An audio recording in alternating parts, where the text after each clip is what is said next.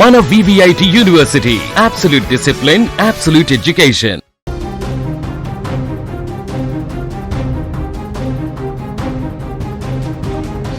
ఆదివారం ఉదయం ప్రయాణికులంతా హ్యాపీగా హైదరాబాద్ పయనమవుతున్నారు. మరో 5 నిమిషాల్లో కరీంనగర్ దాటుతామనగా ఒక్కసారిగా బస్సుల నుంచి దట్టమైన పొగలు, చూస్తుండగానే మంటలు. లోపల దాదాపు 40 మంది ప్రయాణికులు. ఏం జరుగుతుందో తెలుసుకునే లోపే మృత్యువు కళ్ల ముందు కదలాడింది. కానీ ఆ క్షణంలో డ్రైవర్ హీరోగా మారాడు. మంటలను గమనించి ప్రయాణికులను అప్రమత్తం చేయడంతో పెను ప్రమాదం తప్పింది.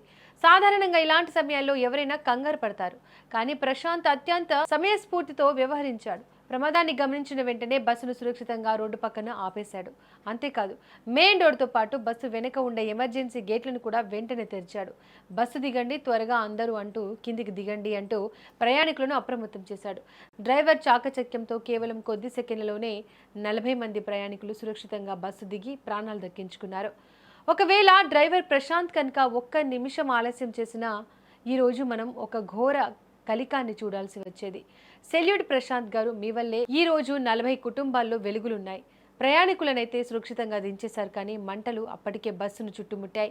డ్రైవర్ ప్రశాంత్, ఆర్టీసీ సిబ్బంది ప్రాణాలకు తెగించి బస్సులో ఉన్న ఫైర్ ఎక్స్టింగ్యూషర్స్ సహాయంతో మంటలను అదుపు చేయడానికి ప్రయత్నించారు, కానీ లాభం లేకుండా పోయింది. ఎలక్ట్రిక్ బస్సు కావడంతో మంటలు ఊహించని వేగంతో వ్యాపించాయి.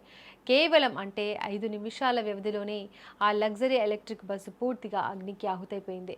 కళ్ల ముందే బస్సు కాలి బూడిదవుతుంటే ప్రయాణికులు షాక్కు గురయ్యారు. అయితే ఈ ప్రమాదం జరిగిన వెంటనే స్థానికులు అగ్నిమాపక సిబ్బందికి సమాచారం అందించారు, కానీ ఫైర్ ఇంజిన్ ఘటనా స్థలానికి చేరుకునే లోపే జరగాల్సిన నష్టం జరిగిపోయింది.